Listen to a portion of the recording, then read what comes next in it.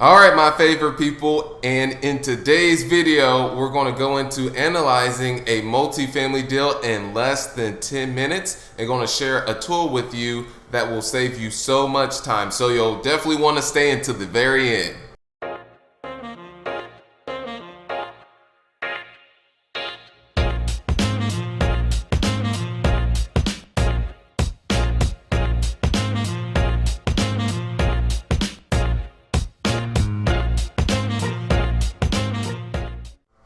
All right, so next steps for those of you who are on the YouTube, hit that subscribe button as well as the notification bell. And those of you who are listening while you're in the shower, you're on iTunes, leave that rating. Of course, it would really mean the world because each and every week, Tuesday as well as Thursday, going to be dropping these absolute bombs and golden nuggets just for you.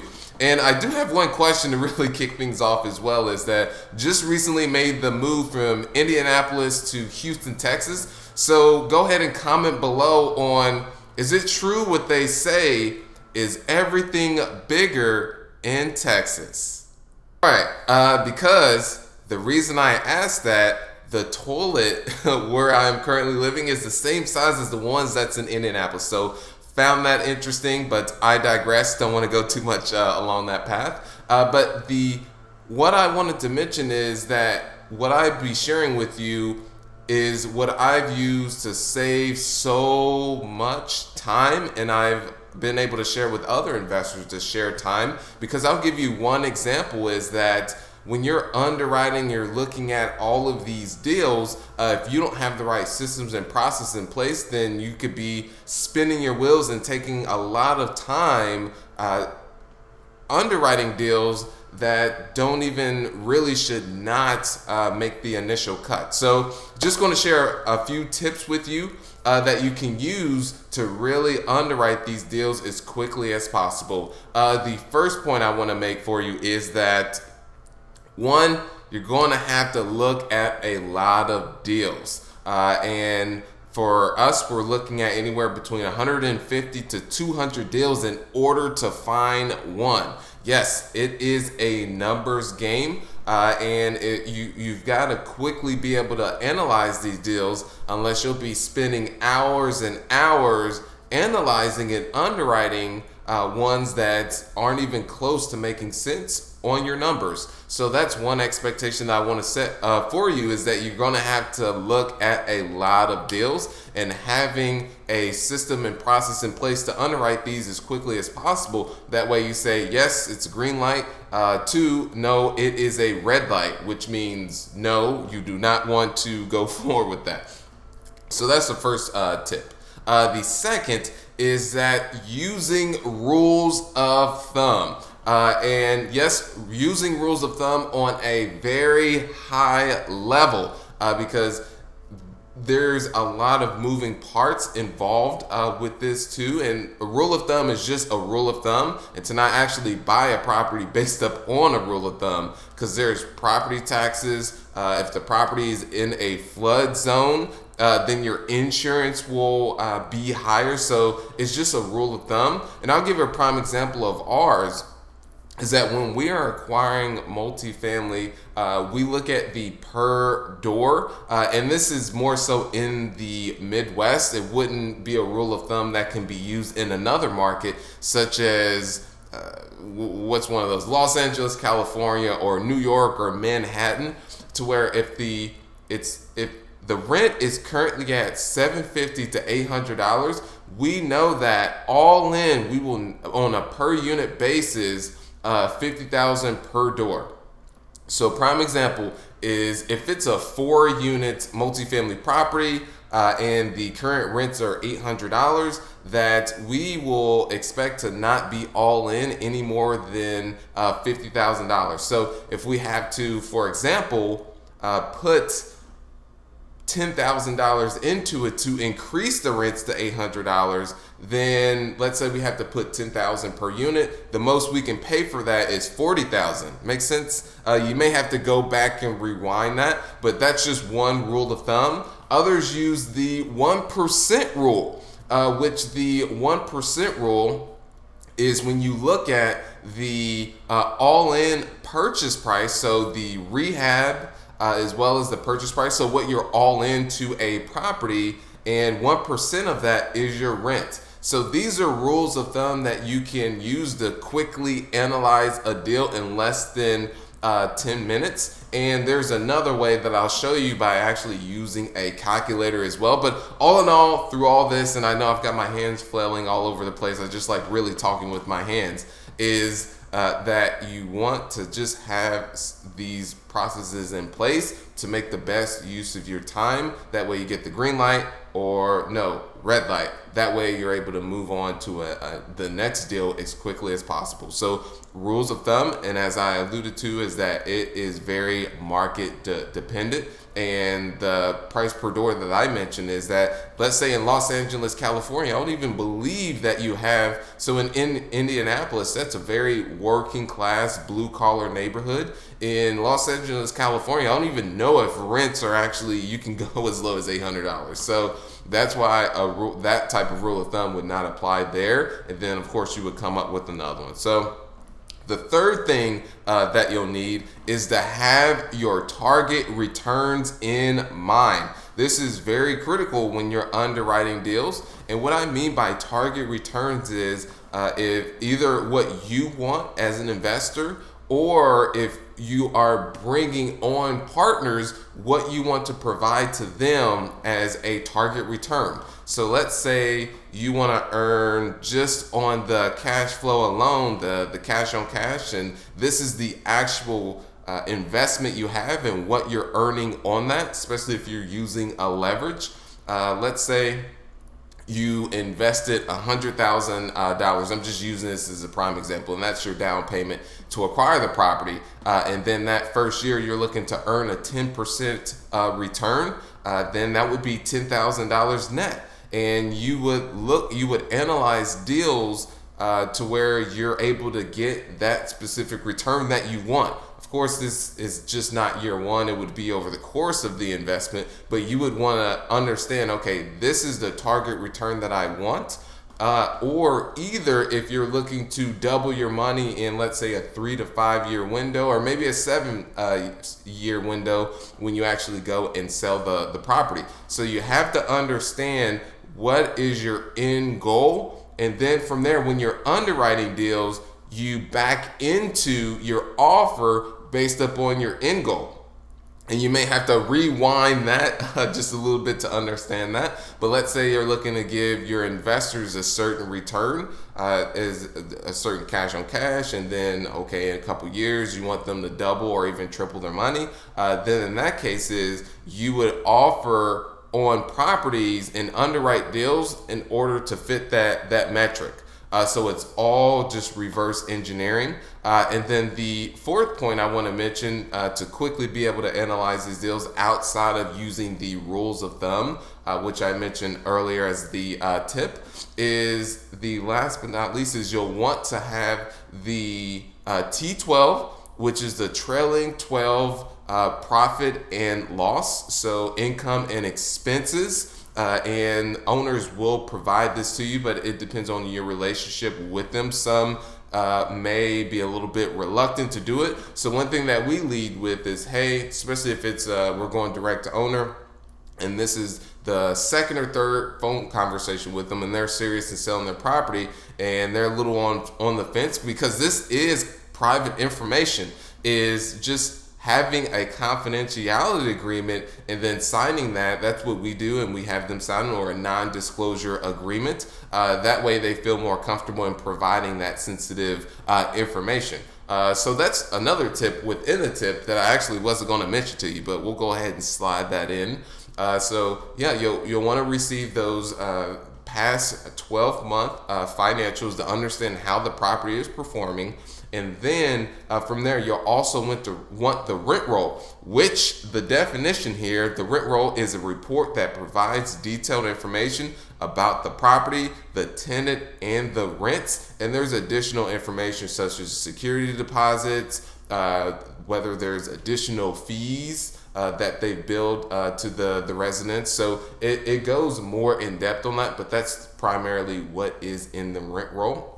It could even go into, okay, these are the units, these are the addresses, this is actually what they are behind on. So depending on how they pull their reports, is the rent roll may be a little bit different. But those are the two documents that you'll want to have just on the initial underwriting side, and then you'll take that and you'll start to do the analysis, which I will go ahead and show you right now how to underwrite a simple deal. Right, all right. So just wanted to shoot this quick video in terms of an overview on underwriting a deal using this specific underwriting tool. And if you don't have it already, more than happy to point you in the right direction. And we're going to keep this as simple as possible because with underwriting, it can get very complex. So here I've already inputted quite a bit of numbers and let's go ahead and jump right into it. The initial things that you'll want to have is the T12, which is the trailing 12 profit and loss to really see the historical data on the property.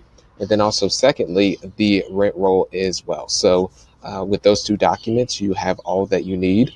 And then, as mentioned, this is a preliminary underwriting. And then once it's a good fit, that's when you can dig a little bit deeper. So let's jump right into it, where here you have the inputs that are needed. Okay, that was a bug that flew across me. 24 units, total occupied, it is 24. So here, just going to go into the offering memorandum, and you can see the condition of the property. And I like to strictly go towards the financials myself personally. All right, so here we go.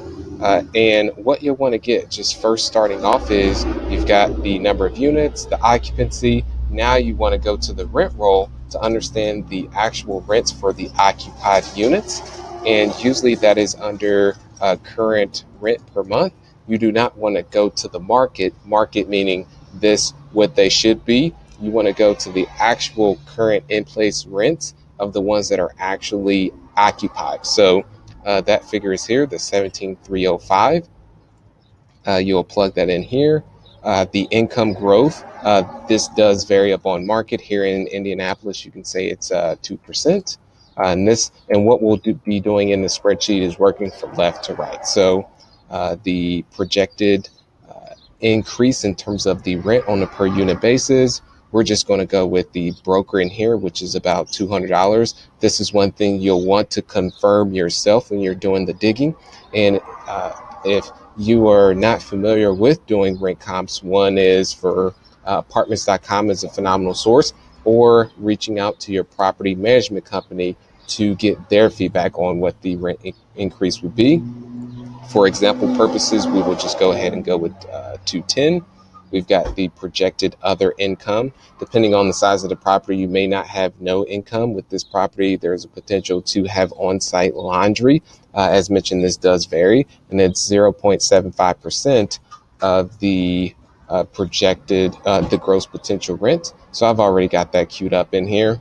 Operating expense of gross income. So in these figures, it was performing at 52 and a half, and the broker has it at 45 and a half. That is aggressive from the broker standpoint. This class of property, B2C product, is between 50 to 55%. Of course, the more desirable the location, the newly constructed the property, the less the expense ratio will be. So let's go ahead and jump right back into this. We've got the 50%, which is good. I would put this actually about 53% on this particular property. And then we've got the renovation costs. I went ahead and in order to be able to push up the rents on this particular property is you'll need to put in money towards the improvements. And I just kept it simple here. This is one thing that you'll want to get from your property management company or your construction company to also get insights as well. But I just kept it at 100,000 to keep things simple. The property management fee, I've got it at 8% for this size of a deal. The larger the deal, the smaller the property management fee. Here we've got the closing costs. We will go ahead and assess we'll put 2% on this, and the smaller the deal, actually the higher the percentage as well. And as you can see here, there's all these rules of thumb that really does vary on the size of the property. We'll go here. income splits, we'll just keep it at 80 all the way. However, if you are not raising money and this is your deal, then it would just be 100% all the way throughout this. If you were the sole investor yourself, you would mark yes here. If you are doing, if you are self-managing the property, and then of course you would put 0 here if you are the one that's buying the property for yourself, because I doubt you would charge yourself an asset management fee and acquisition fee. So once you entered in all of this information, then it'll kick that out into a pro forma here that you see, and we'll just stick to the top here where it goes into the where it has the economic occupancy, not the physical. Because within this, if we're doing this value add strategy with pushing up the rents, it's not going to happen on day one. You've got residents that have to, once you renew their lease, that's when you can go in, do the renovations and put the rents up. So in essence there is a ramp up period. And one thing is with the property, you'll never be at 100% because you have to take into consideration the loss to lease, the vacancy, the bad debt, and the concessions that you'll make. So you'll be anywhere between top level or everything that's here in the blue, about 88 to 90%. And that's on more so the B2C type product. So we're just going into the ramp up period, which this is more so realistic, from 75% to 80 to 85, 90. And now you're stabilized here. So that's good. However, if you're buying the property and it's already stabilized and you're just buying it to park your money, then that could be just 90% from the get-go, 88% or 90% from the get-go, since you're not doing significant changes in terms of the value add. You've got your out-of-pocket cost that's here. And in this one, you got your acquisition fee, your closing costs, as well as your renovations. So there's that. And then we're still working our way from left to right. You're going to enter in your financing, which is your purchase price, your loan to value. I like to stick to 70 to 75%. Interest rate, you'll want to get the interest rate or have an idea from your lender. So you'll gauge that from them.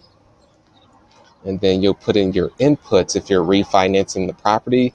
For this example, we will go ahead and assess that we are selling it. So our market exit cap rate, we're going to be at a 7%, because going in we're right at a 7%. So I'm saying that in the future we expect to exit up on the same, because I do not, myself personally, I do not want to get too aggressive and say if I'm buying it at, let's say, a 7 cap, that in 5 years I'm going to be able to exit at a 5 cap, because who knows exactly what's going to happen in the future.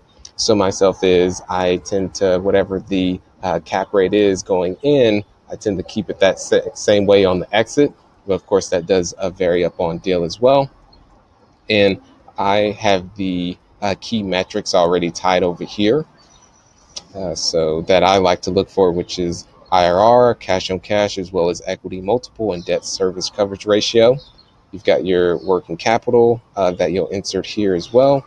And so these are all the things. Everything in blue is where you could insert, is what you want to edit. Everything in white, do not edit. It is self-populated. So here we go. Working capital tends to be about, tends to be about 1% of the purchase price. However, this does vary. Okay, there we go. Perfect. Oops, did not mean to do that. Okay, perfect. And so we got a sale in year 5, the exit, and then we've got our sale cost which ranges between about 3 to 5%. All right, and then that spits out to our last, which is our actual investment returns. So as you see at the current purchase price, the returns are not so good. We got 7% internal rate of return. We got a cash on cash 5%, equity multiple not that good. Myself personally, I like the internal rate of return to be anywhere between about 15 to 20%. The cash on cash to be between about 8 to 11%, and the equity multiple closer to 2. So in essence, you would go back here, which on this deal in particular, the seller was asking way too much in terms of the purchase. So I would kick this to, in essence, is you would adjust your purchase price to be able to back in to what you're looking to get. And then that offer is what you would provide to the seller on the other end. So, or the broker to let them know where you're at. So yeah, just wanted to provide you some insights on that. So let's say $1 million is what we'll offer on this. Okay, so IRR is not IRR. The cash on cash as well as the equity multiple debt service could be a little bit better, but as you see where I'm going with this is you would adjust your purchase price to, in essence, get to where you want to go, and some individuals will actually adjust the returns that they want to give to their investor partners. So this is something that you could also adjust to where you could say, I'm going to give my investors 85% of the, the cash flow, as well as upon the exit, and myself as the general partner, I am going to get the remaining 15%. And as you see here, that will increase the returns. But that is some more sophistication things. I did just want to give you all that high level in terms of just the preliminary underwriting and not try and go too deep on a very complex matter. So if you happen to have any questions, don't hesitate to reach out. Keep being awesome. All right. And this is just a little bit in terms of the offering memorandum that you see here. It is North Dale Lake, and these are the older pictures, so a little bit outdated. And in order to push up those rents, you would need to put in those improvements to ultimately be able to get those upgrades. All right, so there you go there, and that's a calculator of which not affiliated by any means. You go there, I don't get any kickback from that. It's just one that I have personally used. But just in summary, you guys, is one, I just want to set the expectation that you've got to look at a lot of deals in order to find ones that work for your particular numbers. The second is to use rules of thumb. It saves you so much time, and if you're close when you've used the rules of thumb, then that's when you start to take a more deeper analysis. The third is that you'll want to have your in returns in mind. And then the last but not least is you want that information to allow you to be able to underwrite and provide a educated offer. And the last but not least thing that I also want to mention, this is not a tip, but is this underwriting that I showed you is the simple way. You can get so complicated with underwriting. So those of you who say, oh, well, did you do a preferred return, or what about the split after this? Oh, okay, well, you could do, what about the property tax increase? This will be a very simple, for those of you who want to go that route and do all of the more complications, this is not that. This is just a very simple analysis. I know there's some people that really geek out when it comes to the underwriting side, but that is not going to be in this. That is not what I wanted to share with everyone. I just wanted to keep it as simple as possible. And then once you decide to go further into the due diligence, then you can have fun with doing all the other more complex waterfalls and underwriting and all that. So that's it on that, you guys. Would love to hear what has been your biggest takeaway that you learned from this video in itself. And if you haven't already, of course, hit that subscribe button as well as the notification bell. That way you can be informed moving forward. Every Tuesday and Thursday, I drop these absolute bombs and go to nuggets. And lastly is to set up a strategy session with myself, of which you would personally speak with me or someone from my team. Majority of the times it's me, of where we assess where you're currently at, where you're looking to go, and how to bridge the gap and working together. So we'll see you soon. Keep being awesome. All right.